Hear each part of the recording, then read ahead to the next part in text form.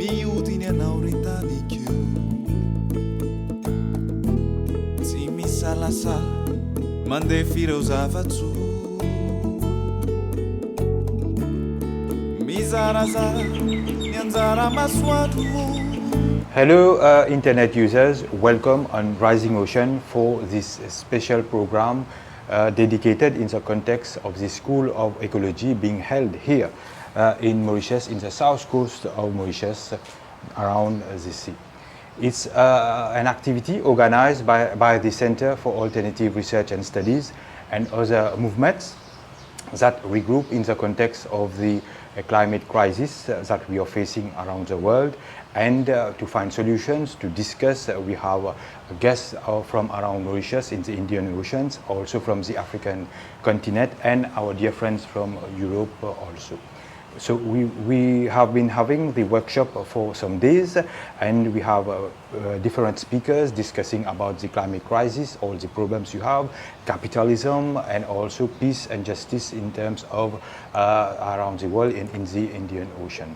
And today we will be discussing about the importance of solidarity and peace, especially around the movement that promotes the people's movement for empowerment, for activism, so that we can live a better life, a better world, and definitely for ecological justice. And to discuss for such an important topic, we have the pleasure to welcome on the set today our dear friend Ebube, a lady coming from Mozambique and Nigeria. We have Adam from Denmark, so a long travel from Europe that we are welcoming on the sets to discuss about the topic, and also our dear friend Andile from South Africa, who has already been on the sets of Rising Ocean and who will be intervening a bit later in the conference. I think Ebube also will have some kind of intervention. So welcome on board, friends. How are you? Good, thank you. Good, thank you. All going well. Yes. So we will be discussing about peace and solidarity. Solidarity in terms of about the movements, the importance of the movements to align together and to for discussion, for empowerment, for activism, and also to raise awareness in the world about the climate crisis. We will be discussing also about peace. We know all the conflicts we are having around the world, the Israeli-Palestine conflicts, the Ukraine and Russia, but also the other in Yemen. We have lots of troubles, but also we have been here in Mauritius for a long time striving to for example, to restore Chagos and also to proclaim the Indian Ocean as a region of peace here, definitely for everybody. So first of all, in terms of in quest of introduction, I would appreciate if maybe all of you can have a little brief about your personal experience, about how your journey to activism and how it's going on in the school here, how you are living this experience. So we start maybe with Ebube. Yes, so hello again, I'm Ebube. I'm from Nigeria and Mozambique. My journey started in 2020, which was a transformative year for everybody, you know. Seeing the Black Lives Matter movements in the US and SARS in Nigeria and all these uprisings around the world, that honestly I became really emotional, if I'm being frank. You know, it was really angering to see how it felt like we were really backwards almost. We weren't even progressing. I don't think that's the truth now, but that's how I felt at the time. Now I'm with the All African People's Revolutionary Party, and I was brought here by Alternativa in Mozambique. And typically our work revolves around Pan-Africanism in the All African People's Revolutionary Party, building a united socialist Africa. That's the goal, that's the objective. How I came into ecology, into this school, it was through YouTube. I watched a video earlier this year that was talking about the history of conservation and its direct links to colonialism, and it blew my mind. You know, it was by a professor in Kenya. I've forgotten his name. I wish I remembered, but I had never seen anything like that before. I don't really, you know, we don't really talk about that. So that struck your mind. as if to It blew my raise mind. awareness. Okay. It blew my mind. So when I saw this opportunity to attend a political ecology school that prioritizes the struggles of colonized peoples, especially in the Indian Ocean, to reclaim their sovereignty, while talking about the environment and conservation and climate crisis, it was the perfect opportunity for me. So Okay. that's why I'm here. Okay. So in terms of your professional journey, what do you do really? So I am part of different organizations. I've just graduated university this year, and I've just been back into organizing work with the All African People's Revolutionary Party, and now with Alternativo. That's very interesting.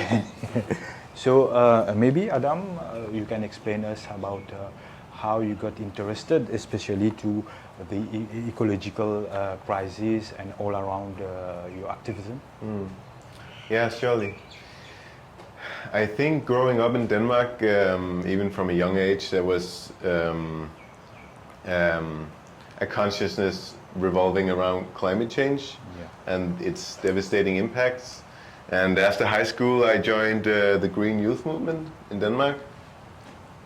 But I think I quickly realized that a lot of the discourse on climate change in Europe is revolving around, the carbon dioxide in the atmosphere.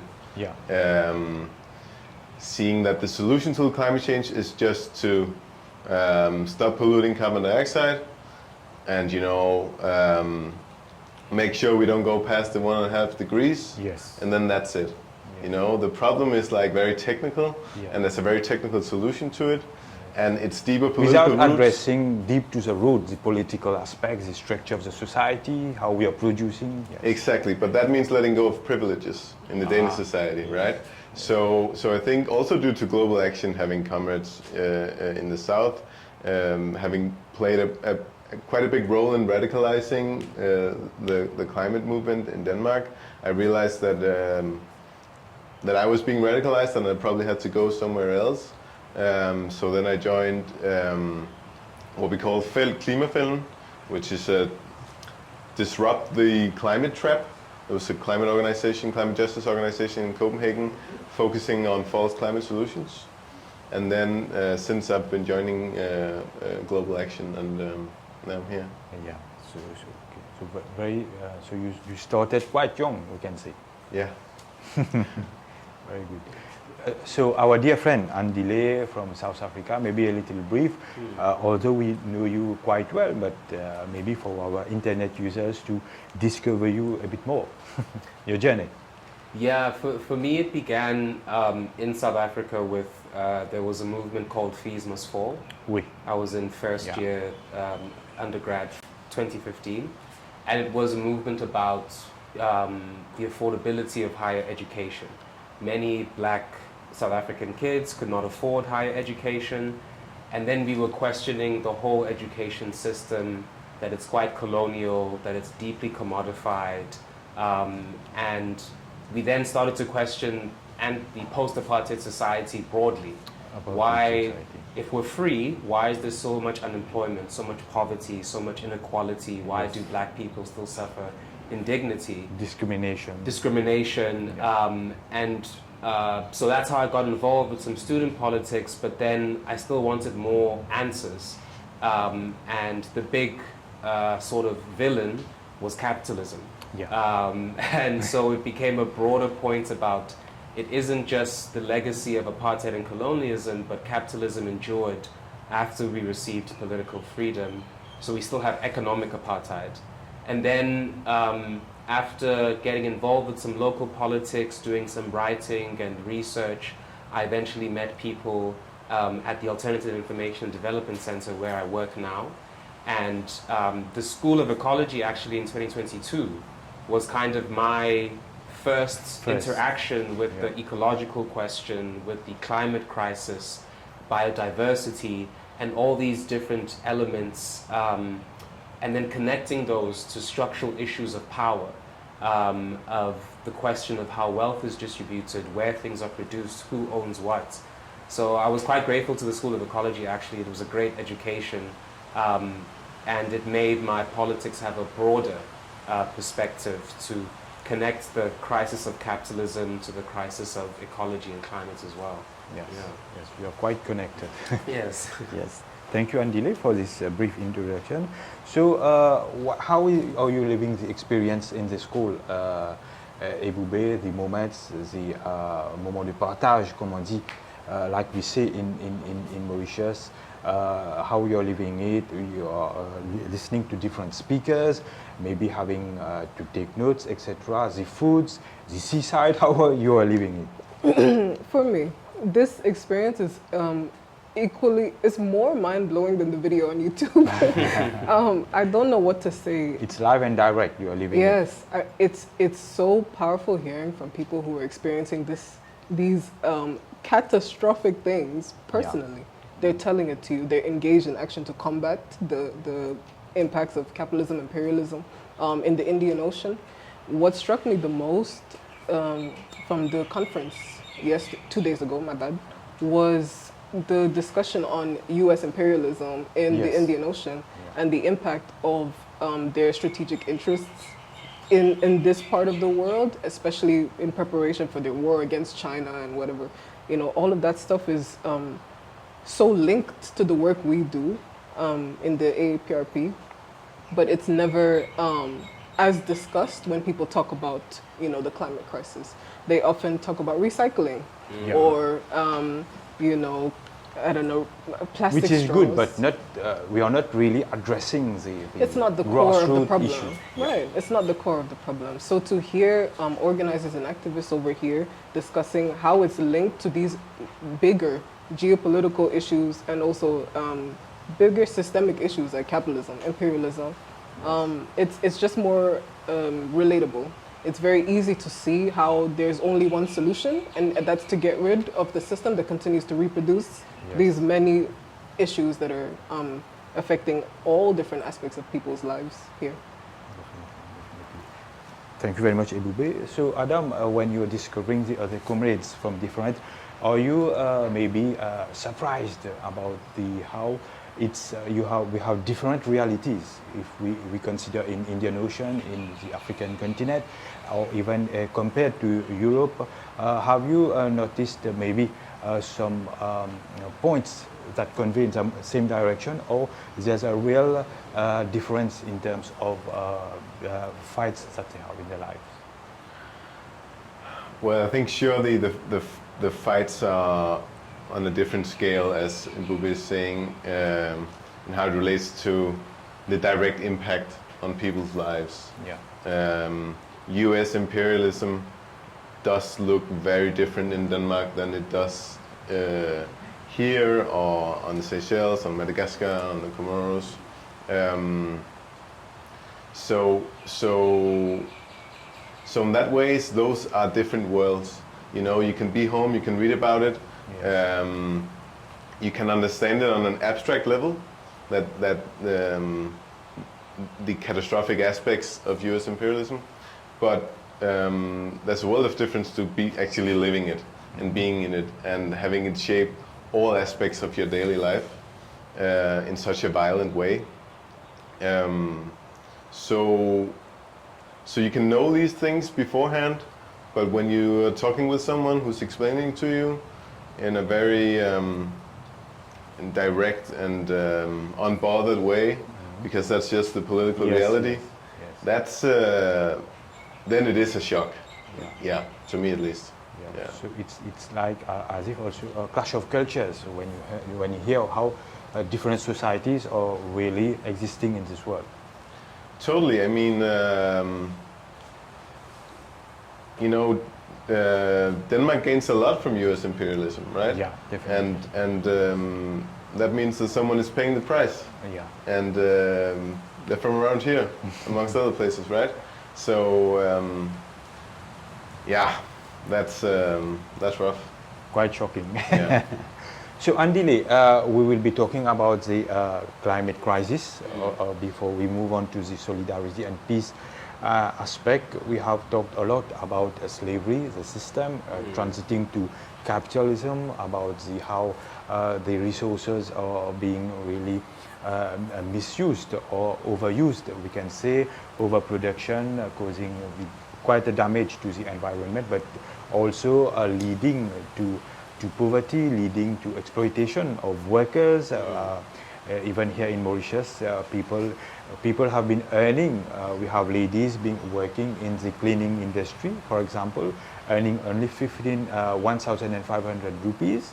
And yesterday we were talking about ecofeminism with Françoise and Zhu, explaining how women are really impacted by the climate crisis, the ecological injustice being caused.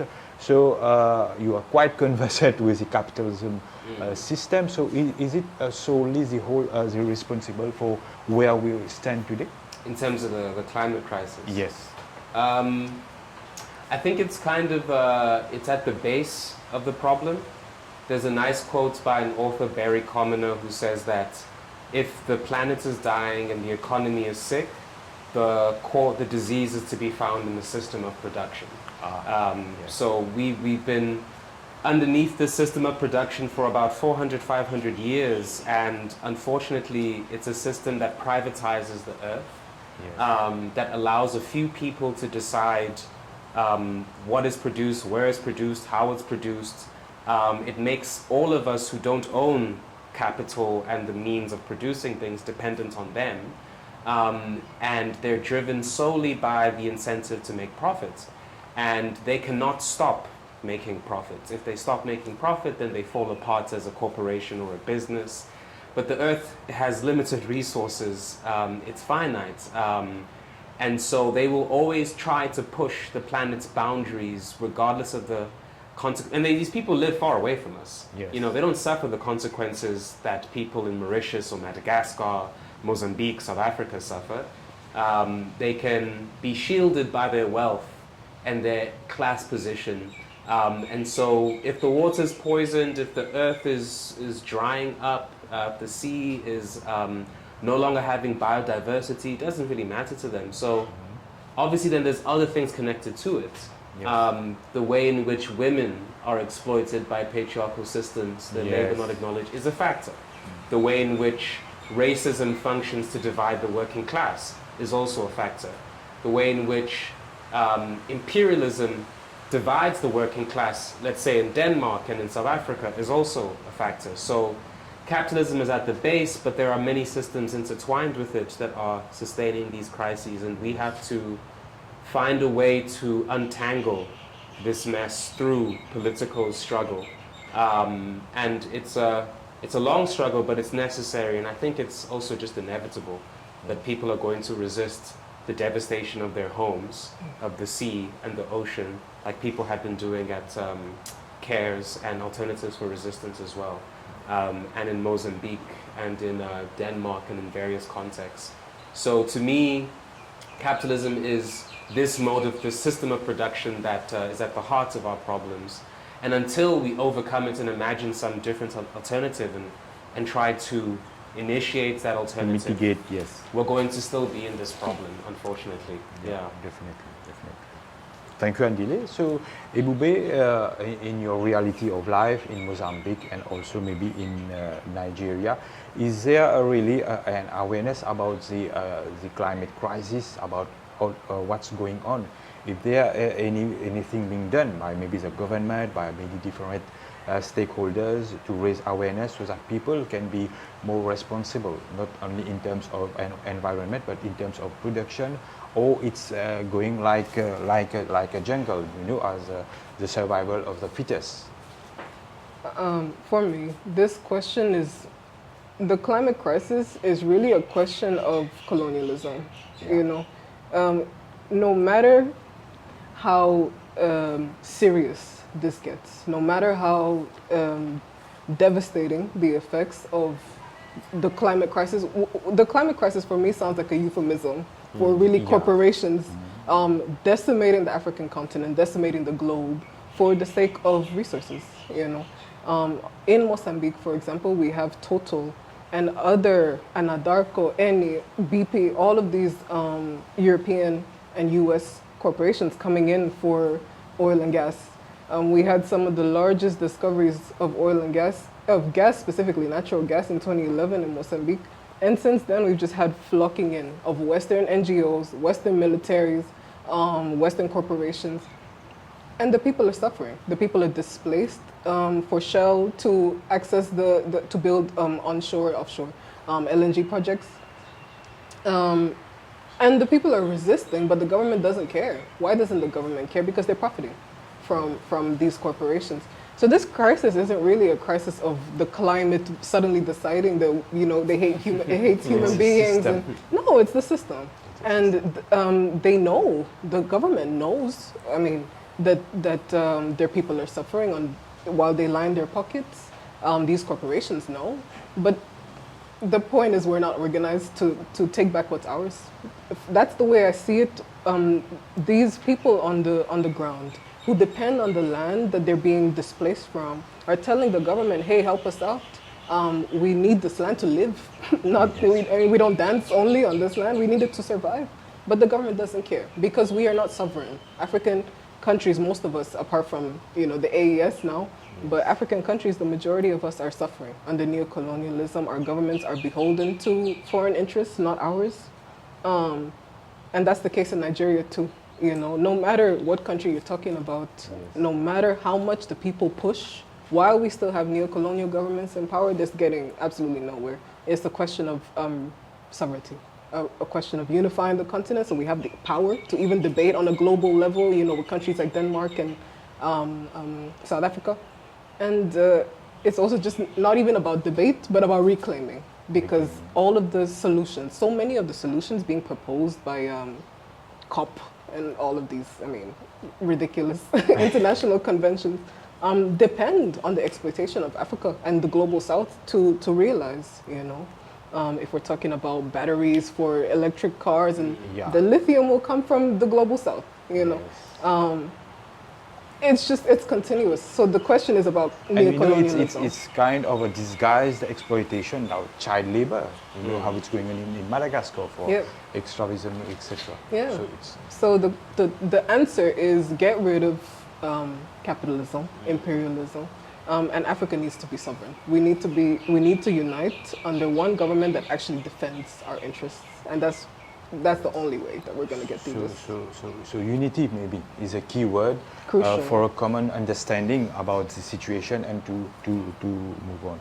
So in terms of solidarity, Adam, earlier I think Andile was talking about the working class who are really suffering about the exploitations that are going on. And it seems like the capitalism system is here to feed the system. Even here, for example, in Mauritius, we don't have a good education system. It's more about a rat race. You get a certificate, you get a diploma, you go to school, but finally you end up in a workplace just to work and to feed the system. And you have those on top remaining on top, and all the declines of the political structures and masterminds. They do it in such a manner that the system gets stronger and stronger. So in terms of solidarity, I'm sure we have learned a lot here in the school. Do you think in terms of solidarity, more can be done about how people can join forces around the world through these movements to maybe turn upside down the system of capitalism? I think more has to be done on the side of solidarity for things to change, but also a new paradigm in what solidarity means for the liberal democracies of Europe. The sentiment is very much centered around this patronizing idea of underdeveloped countries that need, aid, and they need Western companies and Western NGOs to come down there and alleviate them from poverty and from disparity. So I think, and the Western populations are very keen on so-called helping, and you have the ads on the TV with the starving kids, you Yes, know, yes, and they're yes. like, oh, they're sending No, money on their videos, phones. pictures. Yes, people exactly. suffering. But that's not the kind of solidarity that we need in the world. But for the solidarity that we need to arise, it would, as Ebube said, need a consciousness around capitalism functioning through imperialism, through colonialism. That would mean a global restructuring of privileges. Yeah. And what Andile said about the working class divides, I think is very true, you know. And Lenin also warned us about this, that if you have these nation states in Europe that will really lift the working class into some kind of level of richness or standing in the world, then you know the international solidarity will vanish Yes. the moment they get there, right? And so you will have these kind of elitist proletariats that won't have solidarity for the global south or whoever it is. So how do we get there? In that regard, I don't know if this. I don't think the solution, the answer, is coming from Europe. I think it will be, as Ebube is fighting for in the Pan-Africanist movement, you know, Africa and the South that says no, we won't do it no more. You can go fuck off, right? Yeah. Yeah.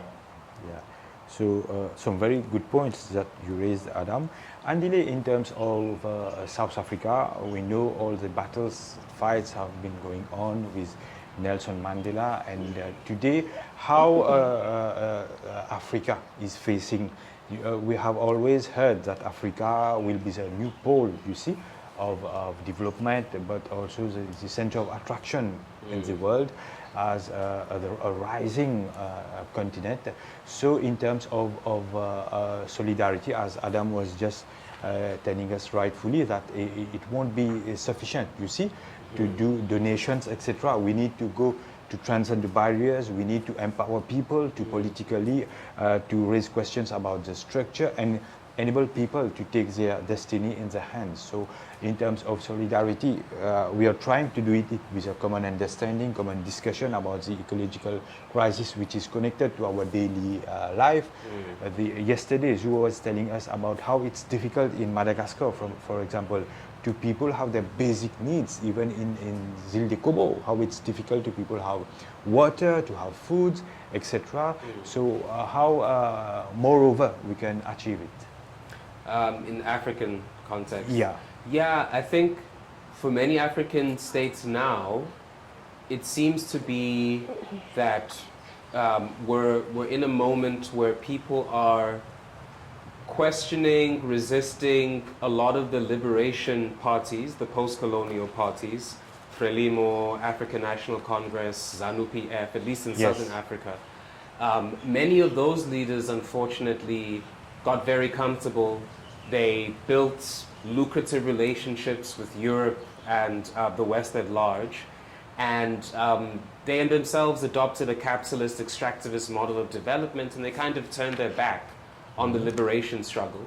And so you have young Africans who don't feel any loyalty or any allegiance in some parts to those parties, and who will see a need to remove the African political elites who are stopping us from moving beyond where we're kind of caught now. So I think that's one thing. We have to get rid of certain African political elites who are simply who are an intermediary between, capital and the post-colony. They just manage that relationship and they live off of the exploitation of their own people. We need to get past them. But then when it comes to the climate crisis and the ecological question, for Africa, it's a tough position because Europe, for example, is making demands for Africa to decarbonize, even though we only contribute very little to global emissions. Yeah. But we still have the Carbon question, credit, etc. Exactly, carbon credits and the just transition partnerships and all those things. But we still have a problem, as you're saying, of poverty, of hunger, of education, of housing. So we have to marry the the transition away from fossil fuels to sustainable forms of Definitely, living, yes. with also the question of overcoming poverty, overcoming malnutrition, overcoming underdevelopment as well. So we have to find a way to marry those two things. And then, as Ebube is saying, we really have to try and build that solidarity across different countries. And it's not easy. Those bridge, like We have to create connect. bridges. I mean, for example, South Africans right now are being swept up by xenophobic sentiments. Yes. You know, we're being resentful against Mozambicans, Zimbabweans, Malawians, because capitalism has deprived us of our livelihoods, but it's easier to be angry at a poor guy from Zimbabwe who's an Uber driver than it is to hold the politician and the capitalist behind them accountable. And the only way I think we can do that is to really build a class consciousness across Southern Africa, for example, to recognize that the Zimbabwean, the Malawian who comes here looking for a job, for survival, has more in common with you than either of you have with the person who owns the mining corporation. But the only way you build that unity, that class consciousness, that Pan-Africanist consciousness is through struggle. By being a part of organizations, by being a part of movements, not just within your country, but across regions, which is what CARES is trying to do with this school as well, successfully, I think. And then we have to try to do this type of thing at a mass level, consistently, and build leaders across different countries who can coordinate, mobilize, build organizations, and then win victories as well. We have to start winning victories in our different countries for the working class. The point which you raised, which is very, I think, basic about the unity of the working class, because here in Mauritius we have many youth leaving the country because it's being more and more difficult, in Mauritius to live, to sustain the standard of life is very difficult, and we have the government in certain has to import, labor from abroad, and at times we do have some reactions about bit xenophobia, about people why they are coming here stealing our jobs. As we should understand that the imperialism, as we said, in the countries, even in Asia, we know India have been Bangladesh, etc. We have many workers from coming from Bangladesh who come here, living in a very difficult situation, even here, and exploitation, very cheap in terms of salary, and trying to earn their life. So, Ebube, in terms of when we see in terms of conflicts around the world, and we know that conflicts it profits to the superpowers of the world trying this, because today seems like the USA have lost a little bit of his, you can say, of his, like before, it had the control, being like the police of the world. And we can see that there's a battle even with Russia, and all the conflicts arising. So you, in terms of an activist, how you rate the importance of peace in the world? We know that when there are wars, for example, these are very dramatical for countries, for families, for economies, but also we have other industries that really profits from it, like the arm industry. So how much you rate the importance of peace in the world, in the Indian Ocean, but all around the world? The way I see it, peace is a product of sovereignty, of justice. Peace is a good objective to aspire towards, but it can't come while we're still dominated, while we still don't have control of our resources, and while our people are still suffering. If we look at Palestine, for example, we can hope, one day that, I guess, a ceasefire comes and Israel lays their arms down and stops bombing, Palestine, or, and then there's peace. But the Palestinians don't have their land, and they don't have their sovereignty, and that's not the type of peace we're advocating for. On the African continent, we know that, for example, in the Sahel, even in Mozambique, we have the rise of paramilitary armed groups that are typically the result of imperialist actions in our countries. In the Sahel, in the AES, the Alliance of Sahel States right now, Mali, Burkina Faso, Niger, they've united to form this alternative formation apart from ECOWAS, which we know is a neo-colonial, formation. These countries have decided to take their future into their own hands. They're dealing with these armed groups that are financed, many believe, by the West. We don't produce guns, and it was a result of the overthrow of Gaddafi in Libya, that the arms flowed into the Sahel. And now, look at the situation over there. What they're doing by uniting their countries and deciding to form a military pact that says, attack one, attack all. Yeah. All of them will defend each other if any threat comes to them, which we did see threats from, the puppets of imperialism in West Africa. This is the only solution. For us to have lasting peace, we need to be united and we need to be sovereign. We need to have control of our own resources, our own land, our own people. And we need to have governments in place that defend promote the people's sovereignty interests. also, maybe. That's the first step. Yes. Peace can't come while we live under imperialist domination. It will only be a peace that serves imperialist interests. That's the way I see it. Definitely. So it can repair a full society through peace. Yes, Adam, so your stand on peace, how much it is important for everybody that we restore peace in the world? I think I very much echo what Ebube is saying, peace at what price? I think of course the need for peace is eternal, there's no questions around the need for peace, of course. That's what everybody wants. Yes. But how do we get there? And only the superpowers don't want peace in the world, I think, the leaders. Well, they want their own kind of peace, right? Yeah. And they want their own hegemony, and they want their own rules-based order, but they don't want the rules to apply for themselves.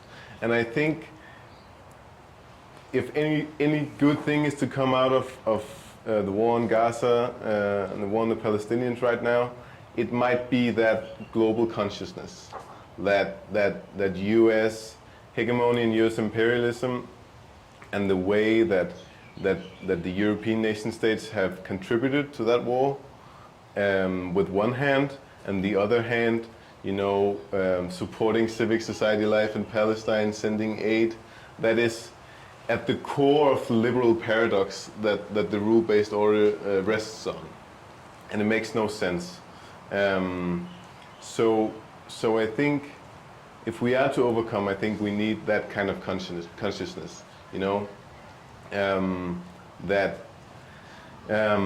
that the inequality and the dispossession that the rule-based order we have now lies on is just totally inequitable and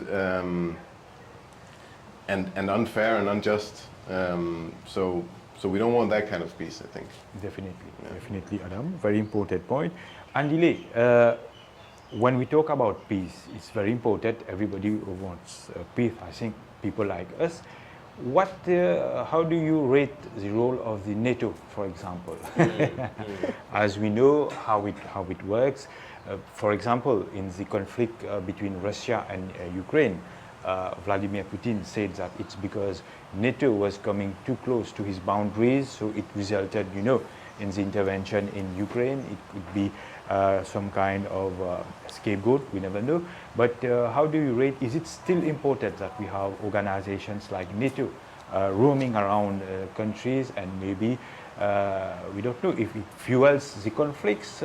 How do you rate it? You being an activist with much experience in terms of... I mean, I don't know much about the European context, but I think those kinds of organizations generally were established to protect the economic and foreign policy kind interests. of coordination, yes, security reasons. Those very powerful nations. And I think the particular problem now as well is that war has become quite a profitable industry. It's incredibly profitable, so there's an incentive for it to continue.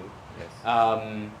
And it creates very suspicious and very destructive power imbalances between nations as well. And it kind of insults the idea of sovereignty. And I question the necessity of how necessary would those structures be if there was a more just distribution of wealth, of resources, if nations were actually able to determine their future, if there was actual life in the word sovereignty in the first instance. And so I think the existence of things like NATO is just, to me, a reflection of how unequal the world is, how it's determined by the immediate material interests of those powerful imperialist nations. And like Ebube says, I think peace is, protecting human life is incredibly important and it can never be sacrificed. But so long as you have people fighting over resources, over land, finding new markets, trying to get new bodies to exploit, the possibility of peace is going to be very difficult to achieve. I mean, if you look at what Palestinians are going through right now, Yes. It's simple for the fact that, at least from my perspective, the United States needs a watchdog in the Middle East.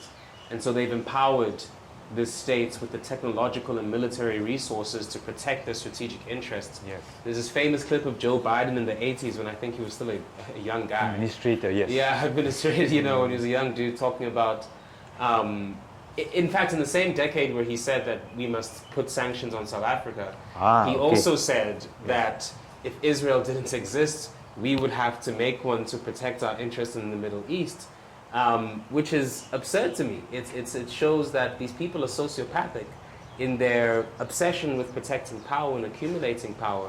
So I think in our movements, we must always uphold the sanctity of human life. Maybe sanctity isn't the right word, but it's an indispensable thing to uphold. But at the same time, I think we have to acknowledge that the people who make peace impossible are those very powerful nations. And it seems NATO has put themselves in this situation. And the Putin's always going to react in this way, so long as you have those bodies threatening their economic interests in the first place as well. Because looks like we are very in serious nuclear war. We can step into that, and it's getting more and more. We are edging maybe more and more closer to it. Could be very dangerous. So maybe we will have a final round of discussions, Ebube. So going back to what you are learning here, what experience, all the experience you're gaining about through the discussions, the conferences, what will you take back to Mozambique and Nigeria in terms of experience, and how you really consider to maybe empower more people, to raise awareness, and to be more active in your daily life in the quest to save our planet? Here I'm learning that I don't know much about this region of the African continent. The Indian Ocean, although we are from Mozambique, the connection between the islands and the mainland African continent has been severed. And I think that's very purposeful.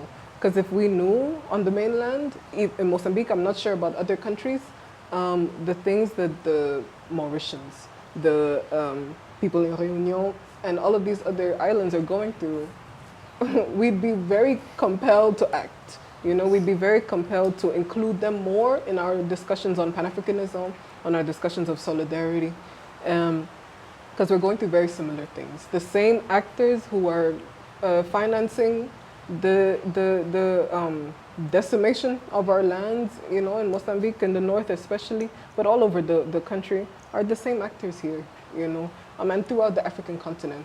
So what I'm going to do from this point, I've already started, is to include the islands in our discussions of Pan-Africanism, to highlight how, again, our solutions cannot be materialized without unification of our peoples and our fighting for sovereignty.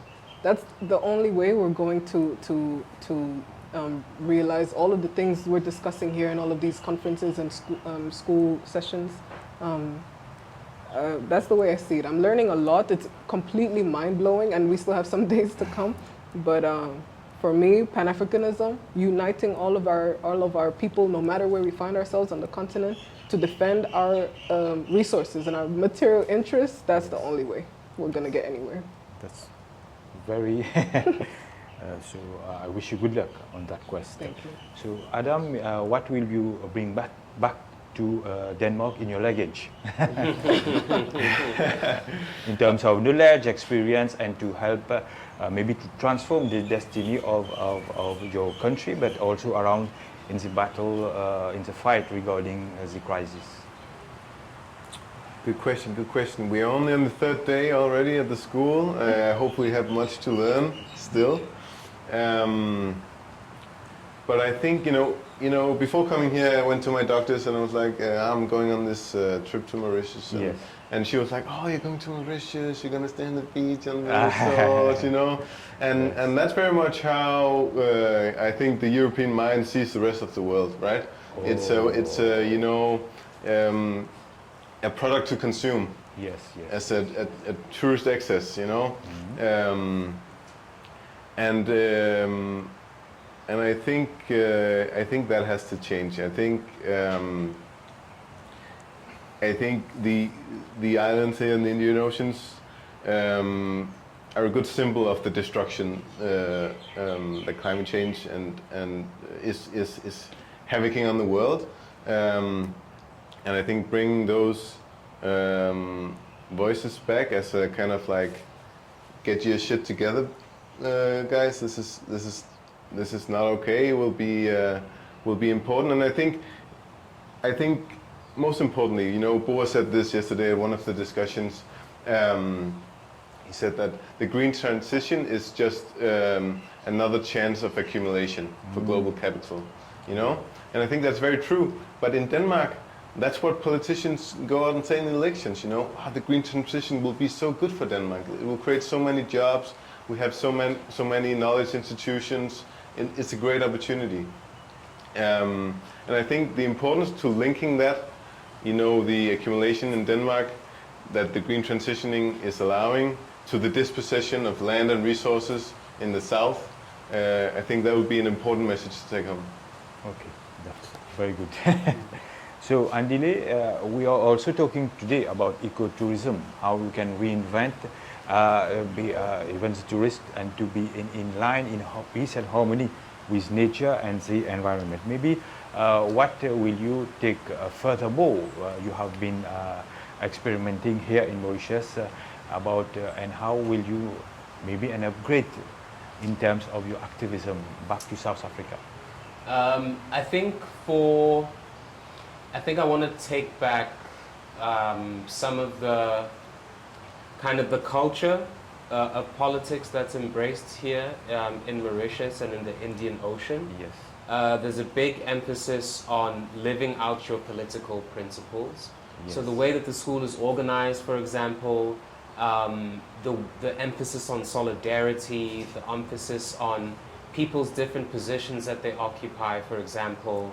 I want to take that back, that spirit, but also I think in South Africa at least, the problem for us is that the climate question, the ecological question is very technical, it's very scientific. Okay. Yes. Or it's both Adam and Ebube were saying, it's a question of recycling what the individual can do, which is important, but they don't often link it to a bigger question of the political system. aspect, the system. Yes, the political aspects of it. So it's taking back that political aspect of it and recognizing that being able to overcome the climate question is also about reconfiguring power, giving people agency, and it's quite exciting and nerve-wracking because what you're trying to do is create a whole new world, a whole new way of existing and having relationships with each other.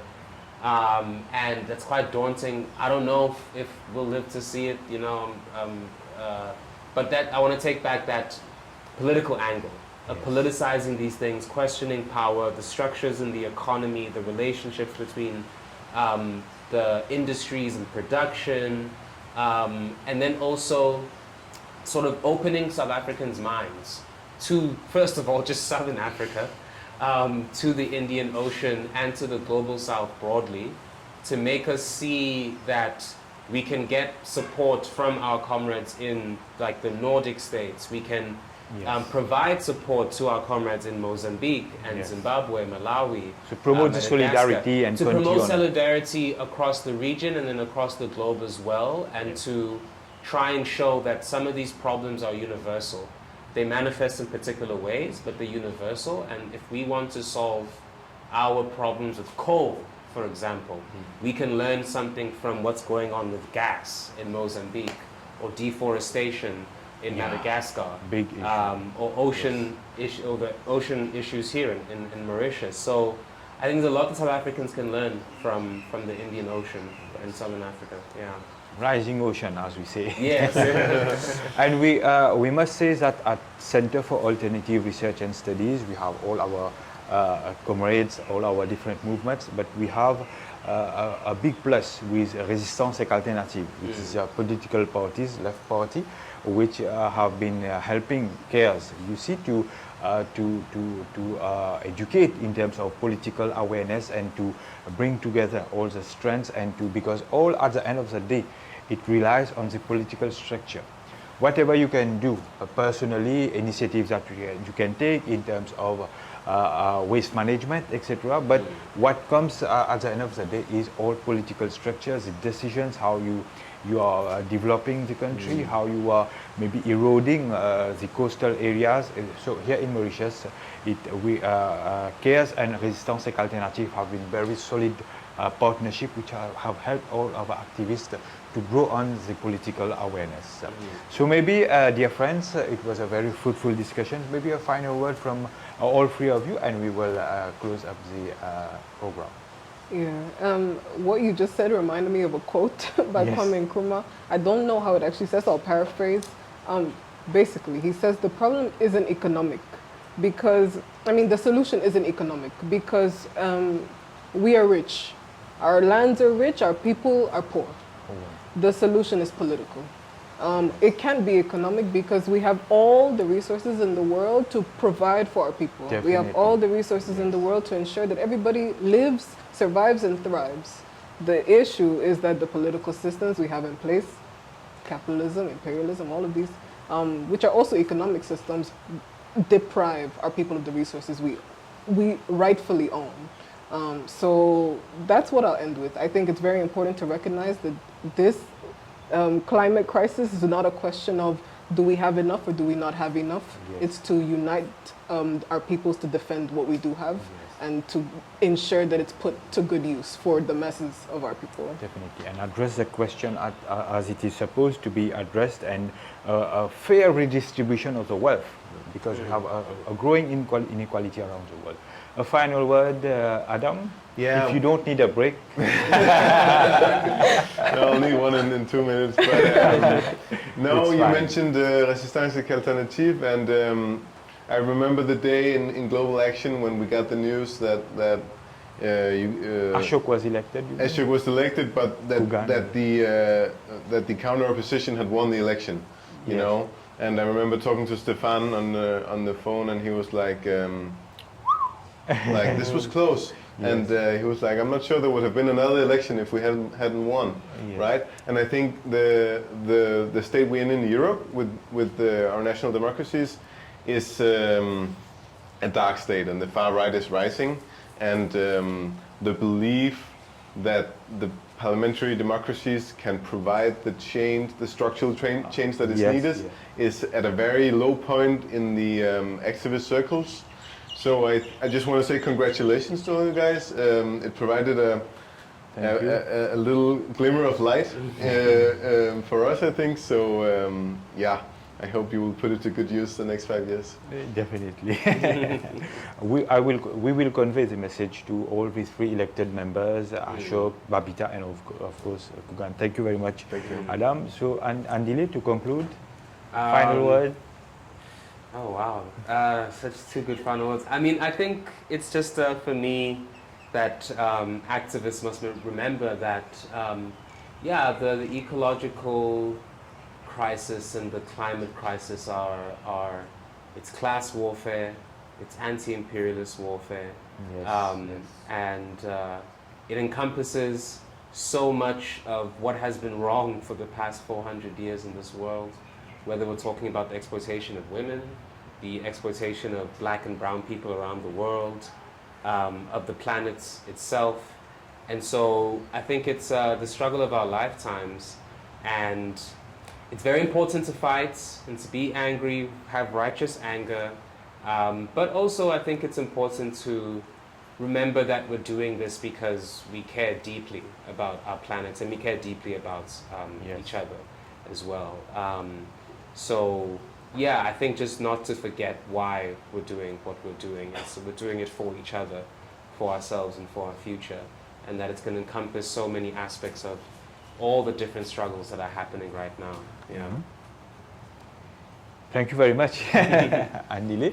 So I wish to thank you, Ebube from Mozambique and Nigeria, Adam from Denmark, and all our dear friend Andile from South Africa for sharing your thoughts, the moments you're living, but very enlightening, I can say, ideas and fresh motivations. And I can say that what I felt during the conversation, a real desire, a willpower, you see, to make a difference, to bring a transformation where you're living and across the world, to promote solidarity and peace, but also raise awareness a little bit more about the crisis that we're living, and to share through our experience how we can get a better world and save. And yesterday, as I told you, we had a discussion, a program with Zou and Françoise, how it was difficult during the pandemic of COVID, where solidarity was shown for our African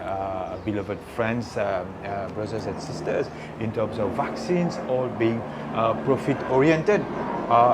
Because when we are in a crisis, a moment of crisis, what it counts more is solidarity, because if we save each other, that is our real meaning of being humanism.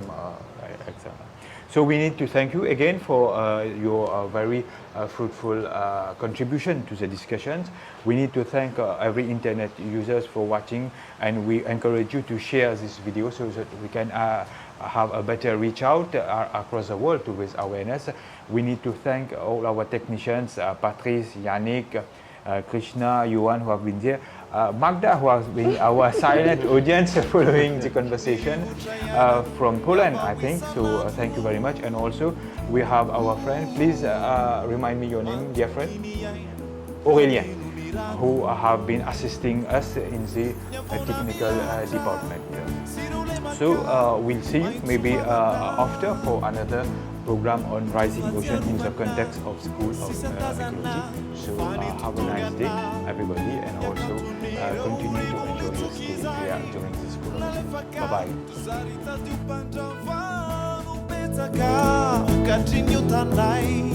Tukuizana kanefa suatrany no avalinao